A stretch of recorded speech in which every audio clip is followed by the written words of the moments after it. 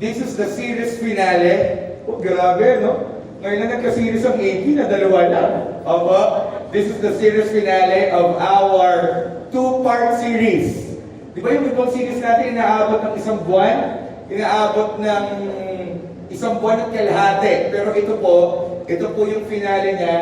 Destroying Lies, Living the Truth, Part 2. Praise be to God. Young professionals, every day, the enemy throws lies at us. Binibigyan tayo ng kaaway ng iba't ibang kasinungalingan. And this is the purpose of that lie. To kill, to steal, to destroy the life God has given us. At ito ang problema sa lie. Ang lie ng kaaway, ang enemy, by the way, sino po bang enemy natin, Pastor Paolo? Hindi po ang biyena niyo? Okay. Sabi mo sa katabi mo, kung may asawa yan, hindi biyena niyo. Hindi din po yung sister-in-law mo? Sabi mo sa katabi mo, kung may asawa yan. Para sa may mga mag-asawa mo natin sinasabi ko, kung may asawa yan, sabi mo, hindi sa sister-in-law mo. Hindi po yun ang kaaway mo. Okay? Sa mga kasama naman sa mga nag-e-empleyado dito, mapasok sa trabaho, hindi mo kaaway yung boss mo. Sabi mo sa katabi mo, kaya mo ka mag-resign? Okay. Okay. Hindi mo kaaway yung boss mo. Hindi mo kaaway yung katabi mo sa opisina. Hindi mo kaaway mo. Hindi mo din kaaway yung naniningil sa'yo ng utang. Okay? Hindi na kaaway mo. Hindi kaaway po tayo, and who is our enemy? The enemy is the devil. Kung paano po may Diyos, meron tayong isang kaaway na hindi nakikita physically, pero kumikilos siya sa buhay natin. And right now tonight, we're going to end yung pagkilos niya specifically on the lies of the enemy. Look at Pastor Paolo. Ang problema kasi sa lie ito, pag naniwala ka, when you believe in the lie of the enemy becomes the truth. At kung ano yung pinapaniwalaan mo, yun ang ikinikilos mo. Amen? Naalala ko nung bata po tayo, naglalaro tayo ng mga pretend, kunwarian. Naalala ko dati, kapanahunan ko po yung bioman. Okay, mag-disturb nyo yung nakakaedad. Nasang kamay na alam yung bioman. Hoy, umangit kayo! Taas kami yung bioman! Uy, grabe yung iba. Hindi mo ko inabot ko lang po bananas in pajamas. Sino inabot dito yung Ultraman? Taas ang kamay. Sino dito yung inabot Princess Sarah? Taas ang kamay. Inabot dito Patras. Sedi. Ayoko pinapanood yun. Kasi kapag nanonood ako noon, sa hapon, anong ko ang buhay? Tama na naman, Princess Sarah, no? Yung excited ka pag uwi mo, biglang parurusahan si Princess Sarah. O bakit ko ba sinabi yun? Nung bata po kasi, naglalaro kami ng pretend, kung mga kumarian. Naalala ko dati yung, ito sigurado, alam niyo, Power Ranger, kaso kamay. Ay nako, mga Gen Z. Okay? Tapos si Ma'am Sheila. Naalala ko dati! Nagpa-Power Ranger kami, parang pretend. Kunwari, uso dati yung, ito huwag yung gagawin ha, pero ginagawa ko before. Nagbabasa kami ng Watusi. Yan yung Watusi. Tapos pag binasa, siyempre wala nang Watusi ngayon, bawal na ko yun. Pag binabasa yung Watusi na usok, hindi, totoo yun. Nung bata kami, binabasa yung Watusi tapos umuusok siya. So I remember before, naglalaro kami, tapos, parang kunwari yung mga powers tayo, ganyan. Okay. We're playing pretend. At naniwala ako before, naalala ko yung bioman, niluksa ko yung pagkamatay ni Yellow Ford. Niluksa ko yung pagkamatay ni Yellow Ford. And all the while, I thought it was real. Kaya po nung pumasok ako sa school, nung nakita kami ng mga kaibigan ko, sabi ko, patay na si Yellow Ford. Tapos lungkot ako. Ba't ito kayo kwento, Pastor Bob? Nung bata kasi ako, akala ko, truth yun. Yung pinapanood ko na very majestic, very magical, very powerful. I thought it was real in my life. Kaya naalala ko dati, pag naglalakad ako sa madilim, parang hindi ako matakot, parang maglalabas ko ng laser beam. Naalala ko yung gano'n. Sino gumagawa ng taas ang kamay? Wala, mga mayayang mga rich kid lahat. Mga okay. Pero ang relasyon nun, eto. Kapareho siya ng lie. Na pwede mong paniwalaan at makikita mo na lang, akala mo totoo yun. At tayo ngayon, mga young professionals, meron tayong mga lie na pinaniniwalaan, pero hindi dapat paniwalaan because those lies is intended to kill, to steal, and to destroy the life that God has placed in us. Lives are chains. The enemy's prison for your soul. Basta naniniwala ka sa isang lie ng enemy, you are inside a prison. And you know what's the problem when you're inside a prison? You cannot move and you are not free. So if every day you always believe in the lie of the enemy, na ano? Simulan natin. This problem will only become worse and nothing will change. If you believe on that lie, you are inside a prison. At tatandaan mo, lies are chains. Tanikala siya. At alam mo, I'm so happy, I'm so grateful to the Lord that He has given us this message because in the fourth quarter of the year, guys, AP, next week magbabatian na tayo ng Kapzi. Merry Christmas. Mag-iipon na tayo ng Pampasko. Nandun na po tayo sa fourth quarter ng taon. At ito yung maganda. Hindi po kakayaan ng Panginoon na papasok tayo sa fourth quarter ng taon nang may lies pa sa isipan natin. Sabihin mo sa sarili mo, mapuputol ngayong gabi. Alam niyo po, yung problema, nung kausap niyo na ang sarili niyo, hindi niyo pa kausapin. Sabihin mo, mapuputol ngayong gabi. Sabi mo sa sarili mo, go! Ang lies ng enemy. Bukod sa ang lies ay chains, at ito ay ang enemy's prison para sa ating kaluluwa, the enemy's lies twist our identity in Christ. Hindi ka niya matalo sa laban kasi ang totoo, tayo na ang kaaway, the enemy is defeated. And I love the words that Jesus Christ has uttered, powerful words that Jesus Christ has uttered in the cross. And you know what those powerful words?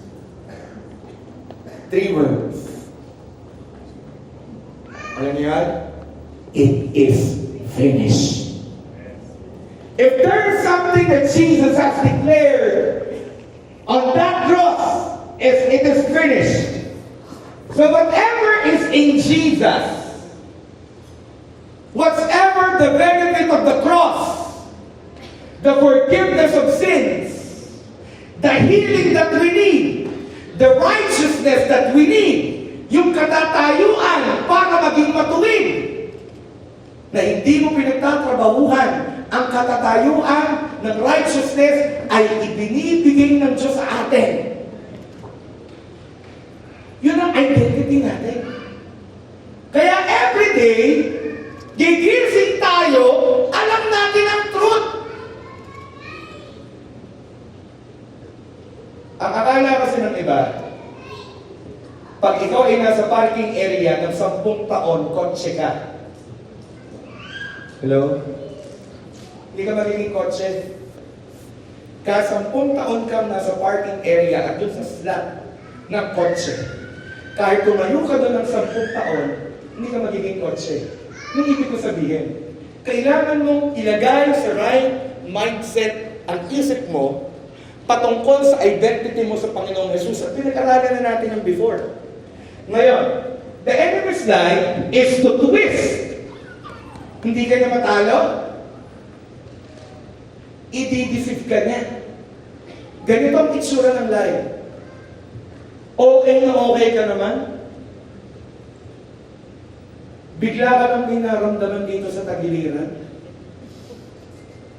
Parang sakit. At ikaw naman, bigla kang nag-google. Sakit yun.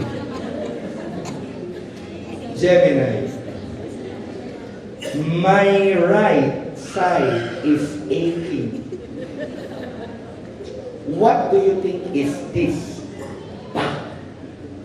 At biglang nabasa mo, it could be a disease, a cancer, a tumor. Naku, bigla ka natakot agad, tapos biglang, parang lahat yung binabasa ko, parang totoo. Parang akin pa yun. Alam mo yung okay na okay ka, tapos biglang may pumasok sa isipan mo. Naku, malala na yan. Bigla ka nagtanong, mahal, may HMO ba tayo? Ano yung HMO, Arma? Yung sa health, kasi baka ma-hospital ako eh. Tapos maya-maya, lahat na ng kilat. Mahal, nawawalan ako ng gana. Ang dami na agad dahil. Bigla kang sunod. Naku, paano? Wala pa naman tayong ipon. Kapatid, ang labo mo. Sumakit lang yung ganito mo. Baka mali lang yung tayo mo. Pero isang kasinungalingan, pinagrabe. Hello. Bigla may tumatawag sa'yo na number. Hindi mo kilala. Ano, bigla kang matakot, nervous ka. Naku, may problema yan. Tingnan ko, Sir Pao. Ano ba dati ganun ako? Ano mo sabi sa akin ng misis ko? Sorry for the term, ha? Mahal, adik ka. Sabi talaga ni Ate Ruti, galit na galit yun. Bakit? Pwede ba pumirmi ka? Hindi mo natatakot ako eh. Kasi hindi tumatawag. Eh, nung time kayo, ang dami namin problema sa finances. Hindi ako makatulog, tapos hindi ako makakilos sa maayos. Alam mo yun, nasa loob ako ng isang prison. Nabubuhay ako araw-araw, pero patay ako. Bakit? Hindi ko i-enjoy yung buhay. Because I believe in the lie. At nakalimutan ko yung identity ko in Christ na kung halimbawa may nararamdaman ako sa aking katawan, I could just confess and after the promise of the Lord, Lord, kung nararamdaman ko kung ako'y may sakit, ay kasama sa binayaran mo sa krus. At sabi mo, I will be healed by your stripes. Pwede ba natin na pag-isip? Ito ang problema eh.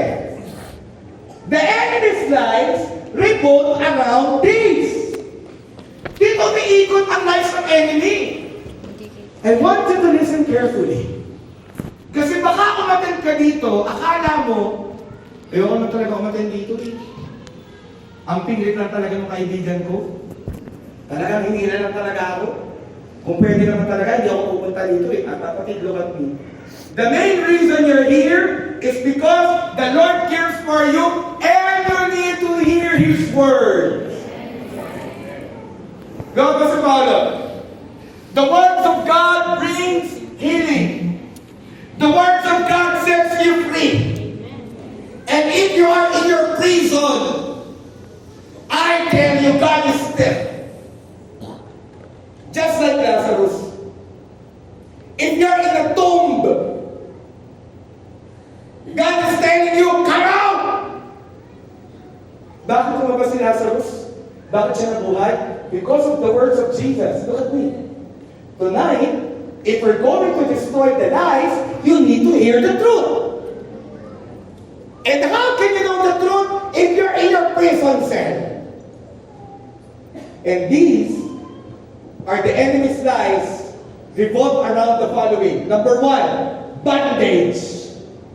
Pag may lie ka ng enemy, nasa bondage ka. And it's hard for our age. Why? Taas ang kamay ng mga bagong magulang. Bagong magulang.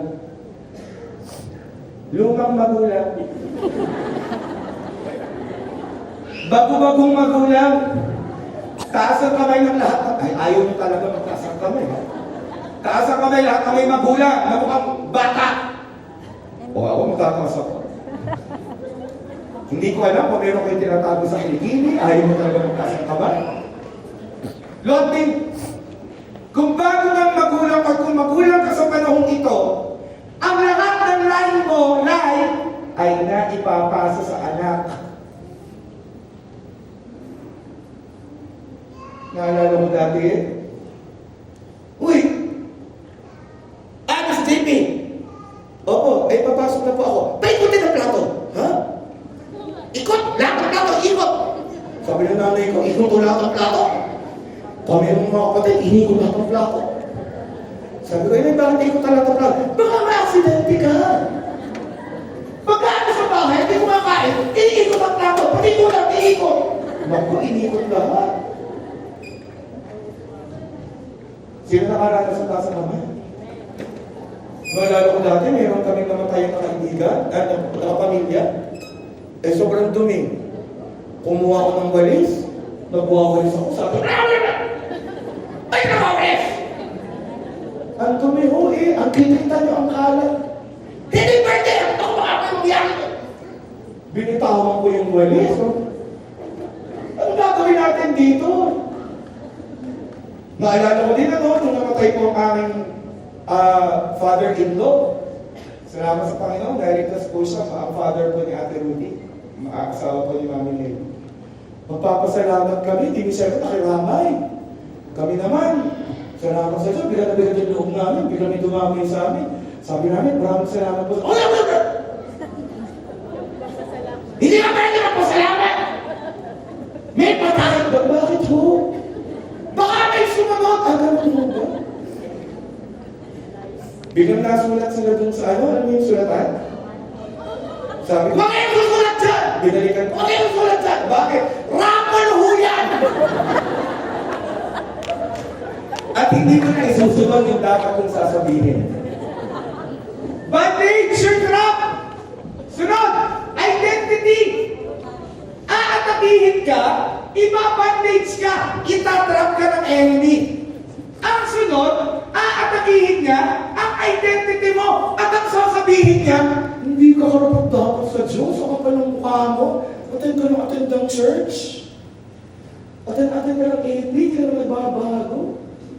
Namumuha ka pa din ng open band sa office. Yung 3-in-1, sabi mo, magme-merienda ka, kumaka ng 4. Inuwi mo sa bahay. Okay, sabi mo sa katabi mo, parang ikaw yun. Aray ko. Nakita ko si Jelius Nasa si Jelius? Pag nakikita ko si Jelius aray ko. Expression ni Jelius yan. Ano ba? Powerlessness! Sasabihin sa'yo ng enemy, nako! Wala kang kapangyarihan! Hindi ka magwawagi! Yan ang lie! Look at me. Ano ba na magbasa kasama mo ang Panginoong Jesus? Ikaw ang pinaka-blessed na tao sa mundo basta kasama mo si Lord. Sabihin mo sa katabi mo, kasama mo si Lord, bless ka. Kasama mo si Lord, bless ka. Pero hindi! Ano nangyayari yan? Sinakot na. Kita yung picture? Nandun lang sa prison cell. Nagkasakot na. At kita niyo tong snake? Kasi nakakulong siya dahil may isa pang lie. Ano yun? Hopelessness. Anong ibig sabihin ng hopelessness? There's no future. Kanang umasa? Ikaw naman, wala ka bang nakikita? Alam mo, tinuro bagay, pinanalangin ko sa Kanya. Alam mo, nalibig sa akin ng Panginoon, Pao, yung hinihingi mo, kaya kong ibigay eh. Pero kailangan kong ayusin ang loob mo muna. Mabilang sa akin yung pagtitiwala sa Diyos. Kasi pwedeng nasagot ang prayer ko. Malayo naman ako sa Diyos. Anong silbi ng answered prayer ko? So, etong mga ito, dito umiikot ang lie. Sa bondage, sa identity, na you're not worthy, sa hopelessness, hindi ka pwedeng magwagi, hindi ka pwedeng magano. At sa, there's no future. Isa-isahin natin. Sa bondage, you're trapped. At ano yung lie? Basa. 1, 2, 3, go! You can change. You're always be stuck and see in bondage. Look at me. Itong sinasabing kaaway sa atin, hindi ka na pwedeng magbago. Balik ka na lang sa dati. Oh, pray pa. Kita ko naman.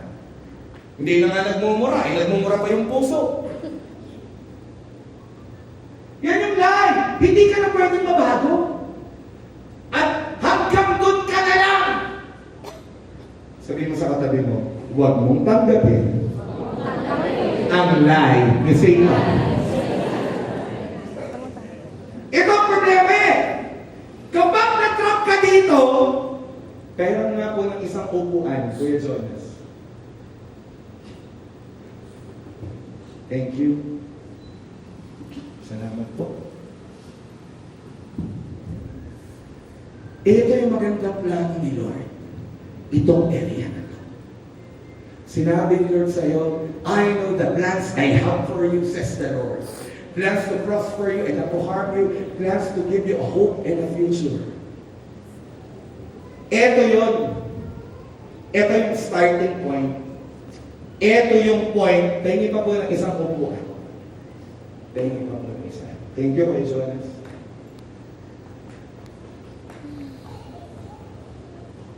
Ito yung destination ko. Ang kaaway, gagawa siya ng paraan para hindi ka makarating from the promise, ano daw? From the promise, going to the fulfillment. Ano daw? Fulfillment. Everybody say fulfillment. So the goal is this. I be brought from the promise to the fulfillment. Dito yun. At itong area ito, pag binigay ang pangako, nababago ang pananaw, nababago ang puso, nababago ang sitwasyon, tumataas ang pananampalataya, at hanggang nakarating sa fulfillment. Palapakan natin sa dito. But this is the trick. The trick of the enemy. This is the scheme of the enemy. Ikaw ay hahayaan niya na. Hanggang dyan ka na lang naman. Akala mo ba yung mga pangako ng Diyos ay gagawin ni Lord? Yung pangit-pangit ang ugali mo. Ang dami mong nagawa doon sa kanakaraan. Kaya ano mangyayari? Hanggang mamaya ako, naupo lang ako dito. Hindi ako makakarating doon sa fulfillment. Pero if I'm going to decide, I do not accept this lie, and I'm going to walk on the promise of God, in the truth of God, and one day, you're inside the fulfillment. When you give the Lord the best.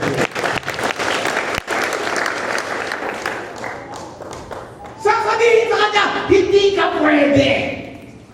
You're unworthy. Hindi ka pwedeng umalis sa kulungan mo. You're unworthy. Kapatid, ito yung lie. You're not worthy. God won't accept you. Oh my goodness.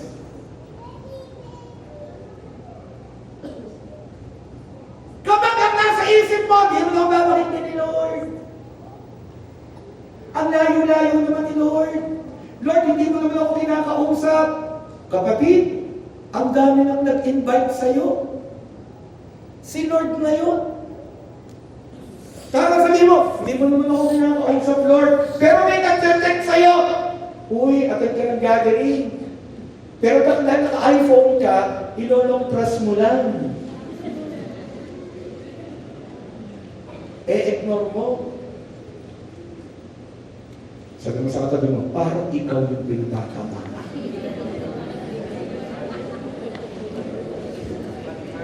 You're not worthy. God won't accept you because of your past. Eto na naman tayo. Pwede ba i-settle natin to? Look at me. Lahat tayo dito may pangit na nakaraan. Pero, hindi tayo nabubuhay sa pangit na nakaraan. Nabubuhay tayo sa biyaya ng Diyos sa kasalukuyan.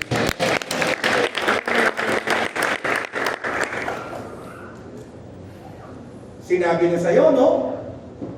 Sinabi sa'yo nung una, no? Ilalagay ko sa bandage.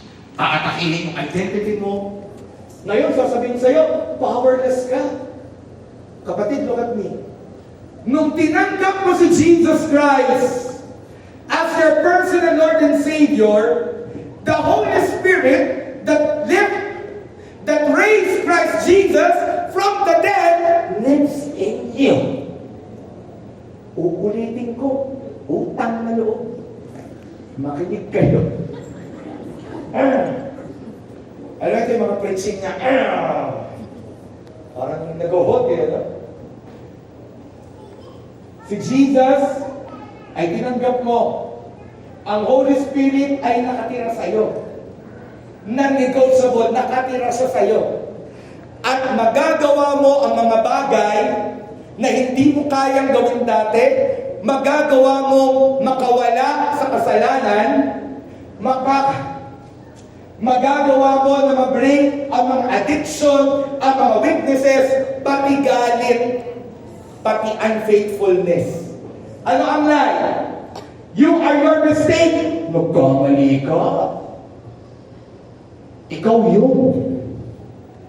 Ikaw naman, imbis sa i-confess mo, I am forgiven, I am blessed. Ang sinabi mo, oo nga Lord, ako nga po yun. Sobrang makasalanan po ako. Nag-uusap kami ng aming A-group. Yung isang A-group na si-share. And I'm so blessed sa kanyang honesty. Sabi niya, kasi Pastor Paulo, I'm a sinner. Okay kapatid, lahat tayo dito makasalanan before. Pero nung tinanggap natin ang Panginoong Jesus, hindi tayo nanatiling makasalanan. Tayo ay kanyang nilinis. At ang kilos natin sa dating makasalanan, hindi na ngayong makasalanan.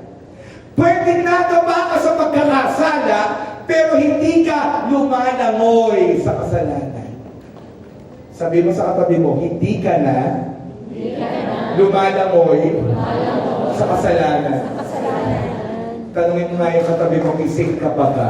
Gising ka pa ba? Salamat sa Diyos. Pumalakpak ang lahat ng gising.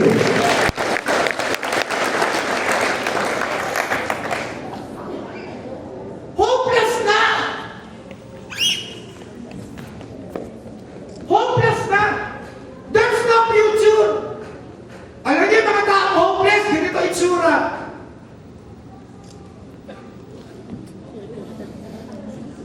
Hello po. Naglalakad yan, ganito itsura. Binati mo, welcome po.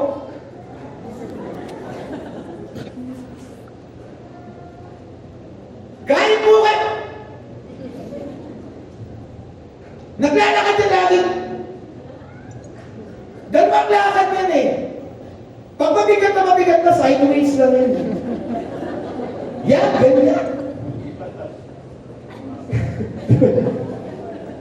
Kapatawa may kayo ko. Ang baka nalakad niya kung hindi sideways. Tsaka yan yung mga walang pa... Ganyan ako dati.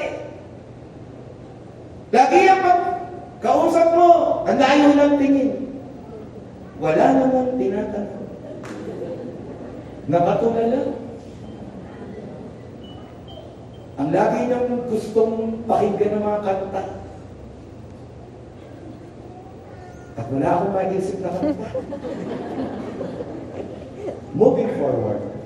Pag hindi niyo na alam sasabihin nyo, eto na sasabihin ko, moving forward. Ganyan po ang nangyayari.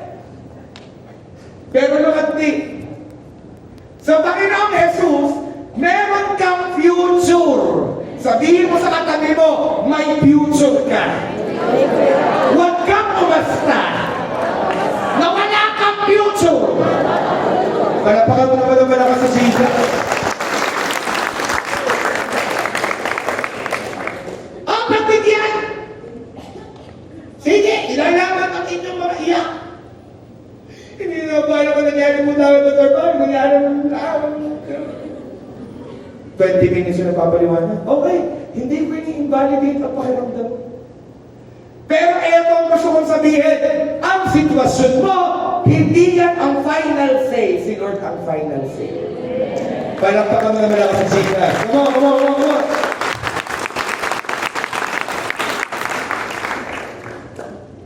Ready ka na? O, salamat sa Panginoon. Today! Kailan? Mahina, hindi ko marinig. Kailan? Alam nyo kayo, pag magkukwento kayo ng problema nyo, ang lakas-lakas. Kaya nyo magkwento sa 10 tao paulit-ulit. Mars, alam mo, ito may sineshare ko lamang sa'yo kasi nasaktan talagang damdamin ko eh. Naikwento yun, sabuhin mo to. Nakamit ulit ng isang kaibigan. Alam mo, ito naman, ma-share ko lang naman ha. Kung kasi nasaktan lang talagang damdamin ko eh. Kinanta ulit! 20 minutes! Mahaba! Kinanta ulit! Nakakita ulit, no? Pagkakataon sa Facebook, kinuwento sa Facebook! Anong gusto kong sabihin? Mas gusto natin i-share yung negatibo na magpapalubog sa atin. Gustong-gusto natin yun. Bakit hindi natin palitan tonight? Anong ipapalit? Palitan naman natin na mag-uusapan natin. Uy, Mare, hindi na. Wala na ako doon. Tapos na. May bago. Basa ng malakas. 1, 2, 3, go. Today, the power of God's Word and the anointing of the Holy Spirit will destroy the lives of the enemy. Kung ikaw yung pumalapakan ng malakas ng Pilipinas.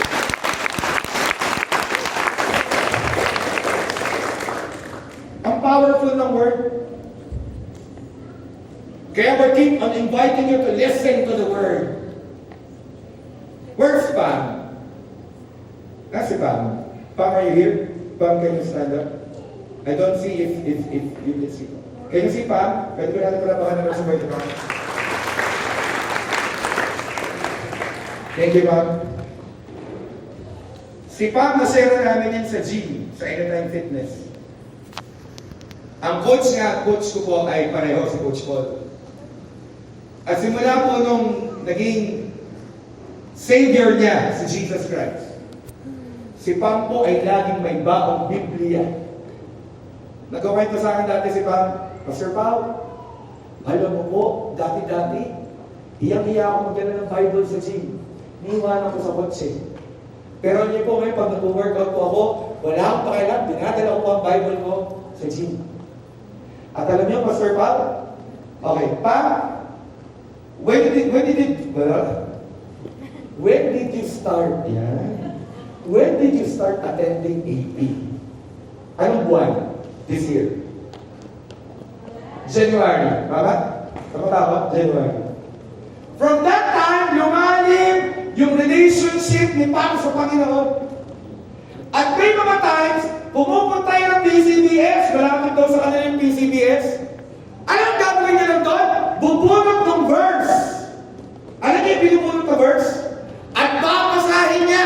Tapos one time, may sinare sa akin si Pam. Sabi niya, alam mo, Pastor Pao, nagigising ako ng madaling araw. Sabi ko sa kanya, pag nagising ka ng 3 a.m., si Lord yun, mag-pray ka. Sino dito nagigising ng 3 a.m. out of nowhere? Pasang kamay. Hoy! May good news ako sa inyo. Kinakausap kayo ni Lord. Pastor Paul naman, grabe naman si Lord, 3 a.m. Look at me. Tingin kayo, Nagkikis mo na sa labas ng bahay. taas nga ng kamay, nagigising ng 3 a.m. Look at me. Pag nagigising ka ng 3 a.m., si Lord na yun, na nagpapakilala sa'yo, makipag-usap ka. Alam mo kung bakit? Kasi all throughout the day, busy ka na. Babalik tayo kay Pam. Si Pam ay nagsimulang magbasa ng Word. At bigla niyang sinabi, meron niyang message sa akin, pagkahaba-haba eh. Tutuwa ko sa mga AP pag nag-share at testify, nobela talaga. Dear Pastor Pam. Lakas mga Miss Charo eh. Tapos ano bang sabi ni Pam? Nagbago po yung way of thinking ko. Alam mo kung bakit? Na-encounter ang truth ng God's Word na wala ang lie. Wala pa kami si Gina. Eto na. Colossians 1:13-14. Woo! I love this word. Colossians 1:13-14. For He has rescued us from the kingdom of darkness and transferred us into the kingdom of His dear Son, who purchased our freedom and forgive our sins. Look at me. This word is the truth that combat the lies. Ulitin ko. This word is the truth that combat the lies. Where's Jiniel? Nandiyo ka, Jiniel? Tayo. Iyo si Jiniel. Wala pa ka natin sa mga Jiniel. Iyo ang asawa ng Idol. Si Jiniel, yan po ay may nakapang bukol. Saan area na? Sa ovary. Si Jiniel po ay may nakapang bukol. Pumunta sa doktor. Yan po ay for operation. Yan po ay yung doktor ay merong sa ultrasound, pagkita, yun, nakita yung bukol. Alam mo, yung inisan, ay matatakot si Jiniel. Pero she combats that situation with the truth. Look at this. For He has rescued us from the kingdom of darkness and transferred us to the kingdom of His dear Son. Kapatid, ang lies ay nananatili sa kingdom of darkness. Pero pag ikaw ay nasa kingdom na ni Jesus Christ, ang lies mabubura at mapapalitan ng truth na sinasabi ng Word of God sa iyo. Noong time na yun, pwede si Jiniel ay bumalik sa time na wala pa siyang relationship kay Lord. Matakot, mag-alala. At pwede siyang, balik ako dun sa kingdom of darkness. Kung saan takot na takot. Tumawag po yan. Pastor Paul, let's pray. Pa-pray po ako. And we keep on declaring that Lord, siya po. Ito, if my memory is correct, ito ang prayer namin sa Kanya. Lord Jesus, by the stripes of yours, O God, she is healed. Dahil wala kang bukol, Lord, wala ding bukol si Jiniel. If my memory is right, inyong pinag-pray. At alam niyo, nagulat kami. Kasi yung sumunod, nag-testify si Jiniel, nakahiga, chinecheck ng doktor.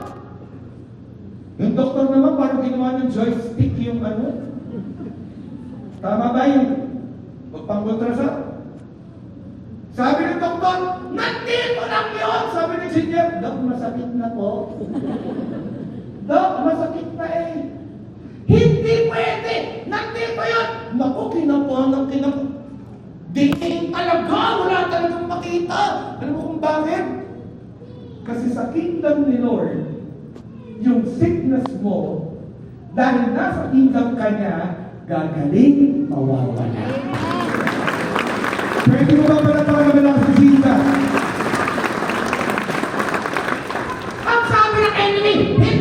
bondage ka.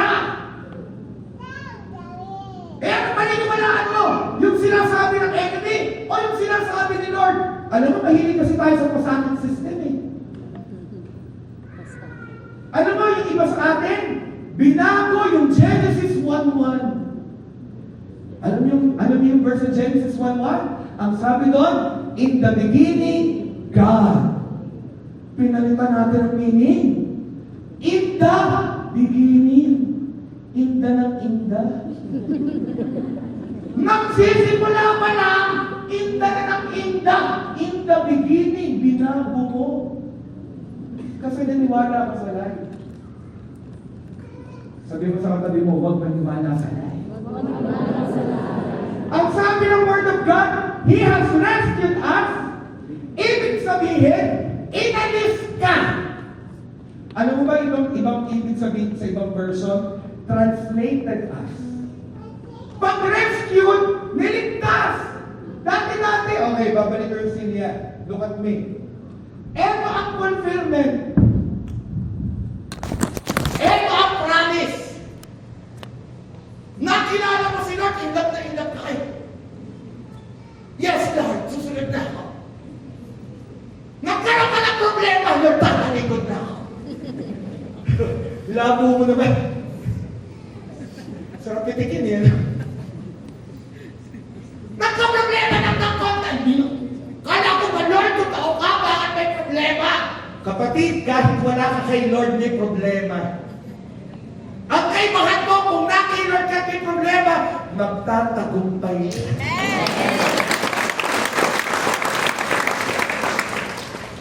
Kaya ang ginawa sa'yo ni Lord, tatawagin ko rin sa Kristan ko. Carlos, sa kayo, hindi ka dito.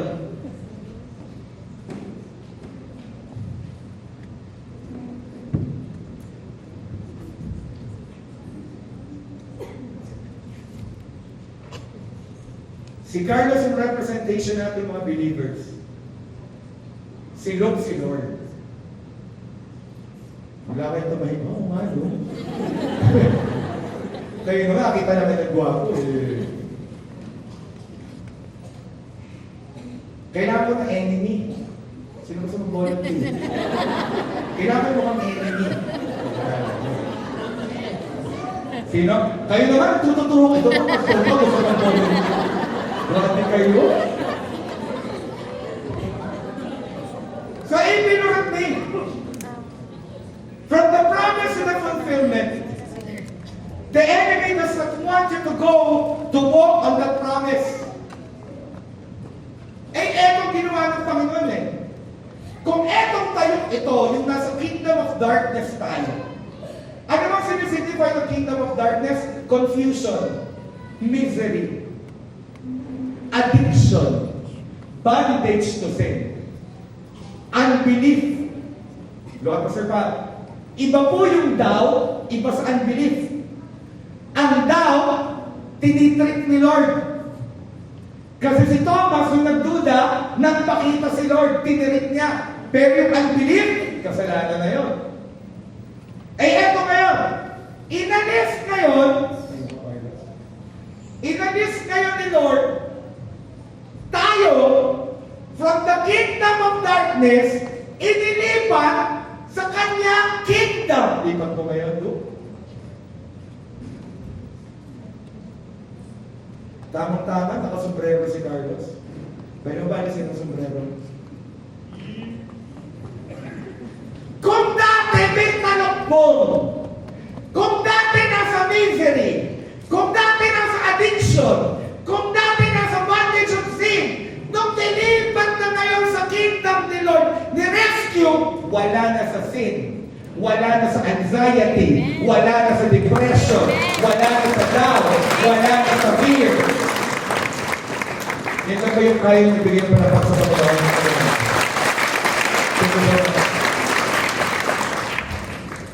Kaya na-rescue ka. Kaya hindi natin kailangang paniwalaan yung lies ng enemy na hopeless na. Na ano? Powerless ka. Na ano? Yung identity mo, you're not worthy. Na ano? Na bandage or trap. All of these are lies. Wala ka na dun eh. Ikaw ngayon ay nasa kaharian ng kanyang dear son. At sino ang dear son na binabanggit dito? Sabay-sabay. 1, 2, 3, go. Jesus. Malakas, go. Jesus! Kaya kung pakiramdam mo, lagi kang ang spiritual life mo, umatin ng 10 years kung panahon ng Parque Lord Thursday. May apoy pa ng Friday, pagdating ng Sunday, Saturday, wala na. Ang labo naman ito. At ulit ng church, oo, pero ulit ng linggo. Pagdating ulit ng Lunes, wala, duda na naman kayo. Pagdating ng Tuesday, tinatalikutin na si Lord. Pagdating ng Wednesday, papaalam na ako kay Pastor Paul. Umatin ulit ng in-house, dumakas muli kay Lord. Dumating ng Friday, medyo malakas muli kay Lord. Dumating ng Saturday, bigla na lang nagka-problema. Kapatid, hindi na ganun tayo. Baduan sa seryoso muna. Ngiti naman po. For He has rescued us. Can I call the instrument? Thank you. Nakakaintindihan na kami ng tiga music. For He has rescued us from the kingdom of darkness and transferred us into the kingdom of His dear Son. Ang lie ay nasa kingdom ng darkness. Ang truth ay nasa kingdom ni Jesus. At ikaw ay wala na sa kingdom of darkness. Amen. Kaya ang fears mo, bitawan mo. Bakit? It is a lie. Kasi ang sabi ng Bible, I put my hope in you, Lord. You are my helper and my shield. If God is your helper, He is there to stay. Hindi ka na ilalaglag. If God is your helper, He is there to sustain. Hindi ka na iiwanan. Stop believing the lies.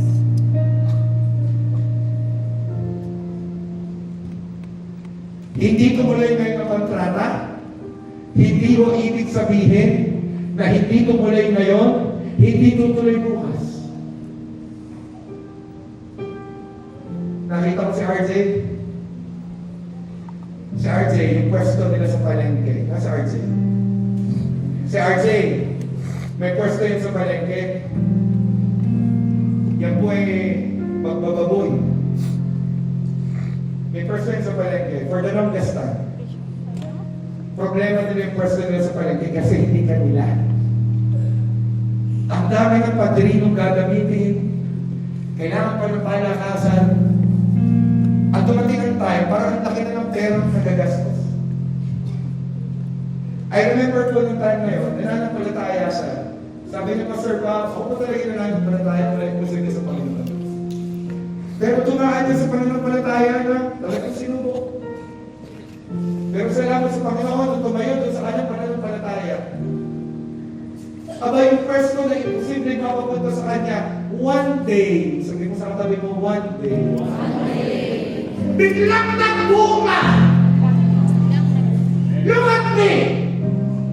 Huwag mong hayaan, gamitin ni Satan ang bibig mo to curse your situation.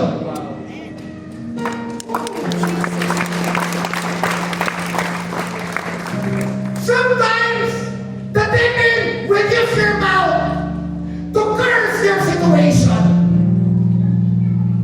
Our troubles came from our condition.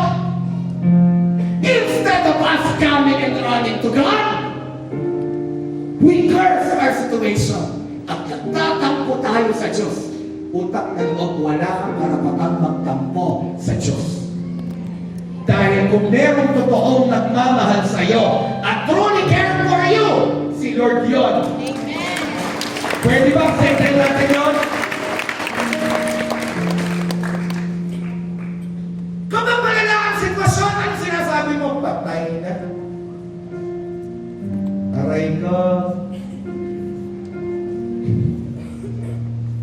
wala na. Diyos, hindi Diyos ko ha.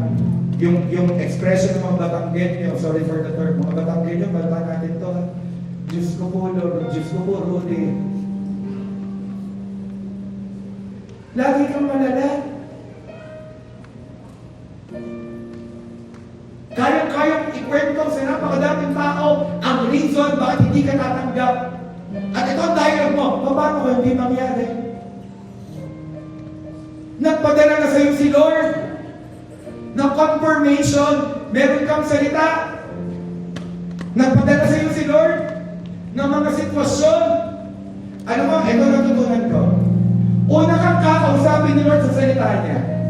Pag hindi ka naniwala sa salita niya, usunod kang kakausapin, preaching. Pero una muna, ikaw muna. Ang sunod doon, kakausapin ka sa preaching, mga messages. Pag hindi ka pa naniwala doon, may lalapit sa'yo, it's time for an A group. Hinahanap ko po ito. Okay. Clothing. Pag hindi ka pa naniwala doon, may pinadala na sa A group. Alam mo ito na yung huli. Ayaw mo pa ha? Sitwasyon na. Sabi ng iba, doon naniniwala na ako kaysa sa sitwasyon. Okay. Let me quantify it. Pag si Lord nagpakilala sa sitwasyon, hindi kayo dinadaran sa apoy para ilan-ilan ka. Kasi kami po mag-asawa ni Ate Ruthie, ang dami namin naranasang sitwasyon sa buhay namin. Na akala namin nakalutang kami sa ere. Hindi na namin talaga maintindihan kung mabuti pa ang sitwasyon, pero may tinuro sa amin ng Panginoon, don't curse your situation, confess the promises that I have given you. Imbes na sasabihin mo, patay na, wala na, papalitan mo at sasabihin mo, Lord, salamat, ang imposible sa akin, posible sa iyo.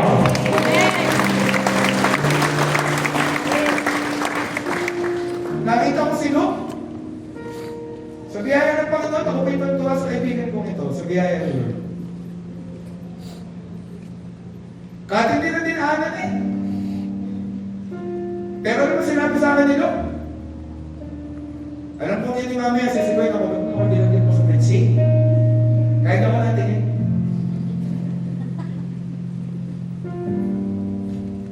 Ang bigat-bigat ng sitwasyon ni Adam, pero he didn't curse the situation.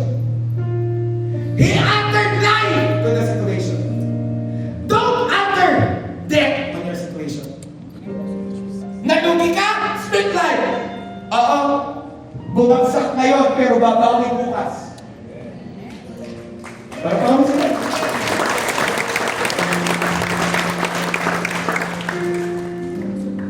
Kasi Zeus, kakatuwa ito eh.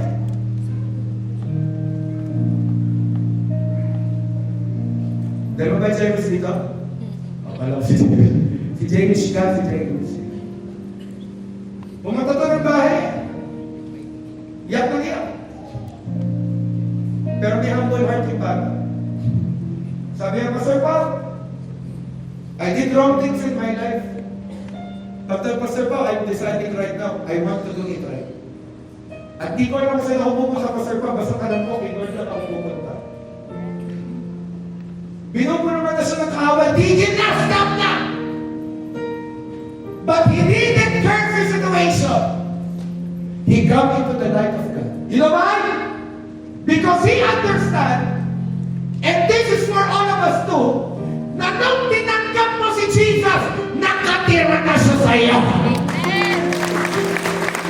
Tama mo dito. Kaibigan nila. Nakatira na siya sa iyo, at niligtas ka niya. Pag sinabing niligtas, wala kang effort. Effort niya. Namatay siya sa krus. Ang powerful nun. Nagtigil sa kanyang dugo. Sinabi niya, it is finished. Paborito ko tayo, babagit ang him. What's your name? Your name? J-Lord. Si J-Lord, si Christian, si Kyla, si Jelay, si Myla, si Mia. Oh! Ano ang pangalan ni Bachel? Rodney.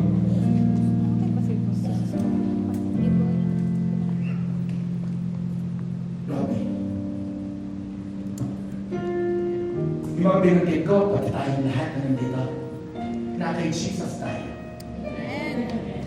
Nirescue tayo, inalis, kaya yung lie, basta nananatili ka kay Lord at naririnig mo siya through His Word at nananatili kang nakaanan yung puso mo sa Kanya at nagtitiwala, yung lies, napapalitan ng truth. Salamat sa iyo. At hindi ka lang ni-rescue, tinransfer. Kaya kung ano ang meron sa kingdom ni Jesus, gusto ko to. Kung meron kay Jesus na peace, may peace ka.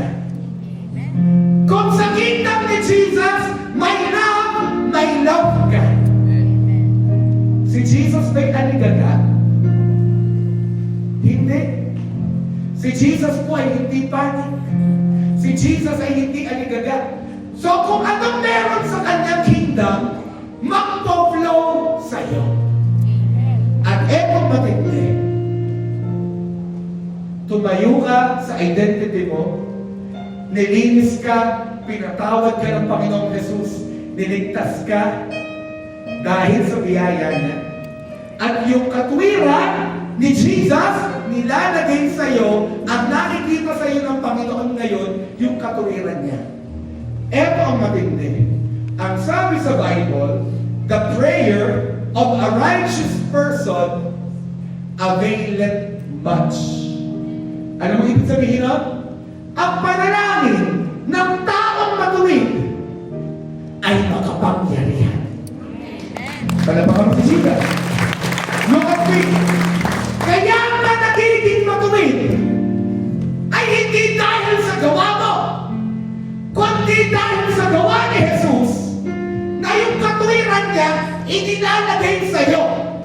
At nung nailagay sa'yo ang katwiran ng Panginoong Jesus, yung mga mali mong gawa, hindi mo na ginagawa. Dati nagmumura ka, hindi ka na nagmumura. Dati nagsisigarilyo ka, nagbibig ka, hindi mo na ginagawa. Dati naglalasing ka, nagdodroga ka, nagpo-pornography ka, nangangaliwa ka, lahat na ng kasamaan, ginagawa, nabago ka. Kasi wala ka na sa kingdom of darkness, inilipat ka. Inilipat! Sabihin mo sa katabi mo, inilipat ka na sa kingdom ni Jesus. Palapakan mo si Lord. And last but not the least, kingdom ni Jesus. At ano ang description ng Bible kay Jesus? Who purchased our freedom? Wala ka na sa takot, kapatid. Na dati-dati may anxiety ka na inom ka pa ng gamot. Naalala niyo yung kwento ni Ma'am Clarice? Nainom ho yan ang... Nasaan si Ma'am Clarice? Lagi kong ginagawa example yan. Lagi ko nakikita sa unahan. Nainom ng pampatulog. Pampakalma. Meron sinabi yung dati sa akin in-overdose na para kumalma. Ay hindi pa din kumalma. Pero nung nakilala ang Panginoong Jesus, nagbago. Kapatid, kasi pinurchase ni Lord ang freedom. Paano pinurchase, Pastor Pao? Sa cross ng Calvary, habang siya'y nakabako, tumutulo yung kanyang dugo. Ibinigay niya yung kanyang buhay. Yun ang kabayaran sa ating kalayaan. Palakpakan mo lang si Jesus.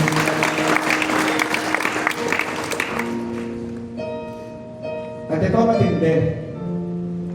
Who forgive our sins. sins, plural, pinatawad ka ni Lord. Sabihin mo sa tatlong taong katabi mo, Pinatawad tayo ni Lord.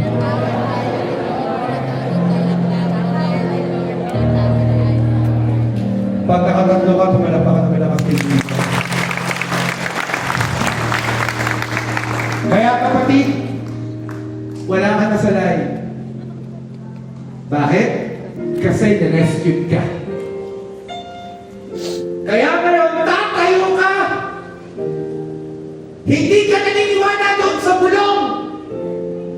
Iniwan ka na. Mag-isa ka. Wala nang pag-asa. Yang asawa mo, hindi yan makakakilala kay Lord. Yang misis mo, hindi yan tatanggap sa Panginoon. Yang tatay mo, sarado, kandado, may padlock, may hill, may CCTV.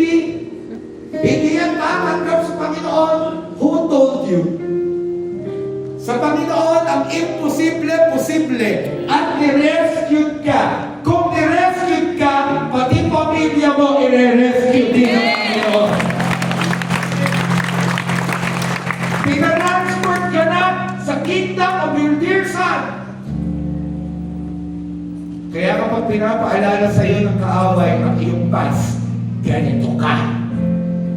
Ito ang sabihin mo sa kanya, yung word, sorry, ako ay transferred na. Ipaalala mo kay Satan ang future niya. Ako pinatawad. Ikaw, iniintay lang yung judgment. At ikaw, ito matindi, paalala mo sa kanya, ikaw ay talo na. You're under my feet. That is the reason. Tumayo tayo lahat. The Lord purchased our freedom. I'm speaking to you na merong anxiety. I'm speaking to you na mag-miscarriage kayo before. I'm speaking to you, ikaw ay bounded by debt, ang laki ng utang. I'm speaking to you, wala ng pag-asa. I'm speaking to you right now, may pag-asa ka, mababayaran yung utang, mawawala sa bondage, pag-asa ka na. I'm speaking to you, in the name of Jesus, the Lord has trusted you, and you are set free. And our sins are forgiven. Wow. The Lord does not count our sins. He sees us righteous in His sight. Are you ready right now? Close your eyes and we're going to pray. We will destroy the lies of the enemy. And we will just declare tonight the truth of His word found in His promise in Colossians 1:13-14. For He has rescued us from the kingdom of darkness and transferred us into the kingdom of their dear Son, who purchased our freedom and forgave our sins. Kung wala ka pang relationship sa Panginoong Jesus, the reason why you're here is not because of your friend. The reason you're here is because Jesus Christ has a great plan for you. Dinala ka niya dito ngayon. At ngayon, tanggapin mo ang Panginoong Jesus bilang iyong personal Lord and Savior. Follow me in this prayer. Sabihin mo, Lord Jesus, I come to you right now. I ask for forgiveness for all my sins, for all my iniquities. Panginoong Jesus, patawad sa lahat ng paniniwala ko sa lies of the enemy. Right now, I come before you. I ask that you be my Lord and be my personal Savior. Pumasok ka sa buhay ko, pagharian mo ko, hayaan mo ang Holy Spirit ay kilusan ako. At ngayong oras na ito, maranasan ko ang kalayaan na gagaling sa iyo. In the name of Jesus Christ. Salamat, Panginoon. Ikaw ang aking Diyos at aking kapagligtas. Pikit ka, ako na lang ang magpe-pray, taas mo yung kamay mo sa Panginoon. If I-surrender mo ngayon lahat ng lies na nasa isipan mo. In the name of Jesus, Father, I'm declaring right now, all of your young professionals, we renounce all lies of the enemy upon their lives in Jesus' name. Disbelief now. The lie that their identity, that they are not accepted. Fear, ungodly fear.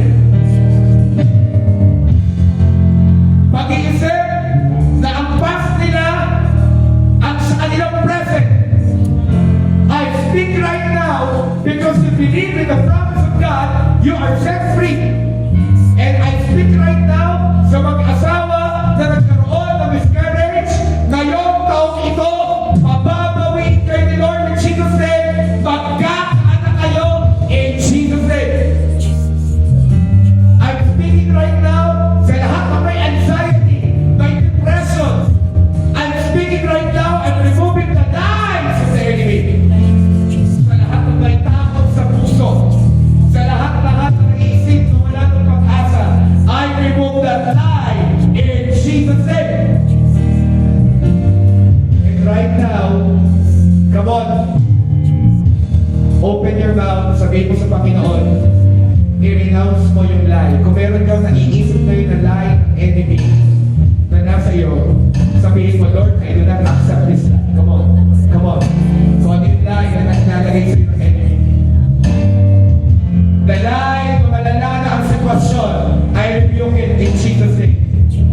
Anxiety, meron dito, ilang gabi ka ng 3 oras na ang tulog, ngayong gabing ito, inaalis si Lord ng anxiety sa iyo, at ikaw ay makakatulog ngayong gabing ito na hindi, maging sa susunod na mga linggo.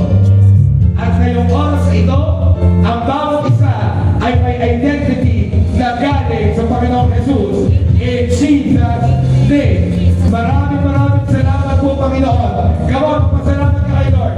Gawang pasalamat ka kay Lord.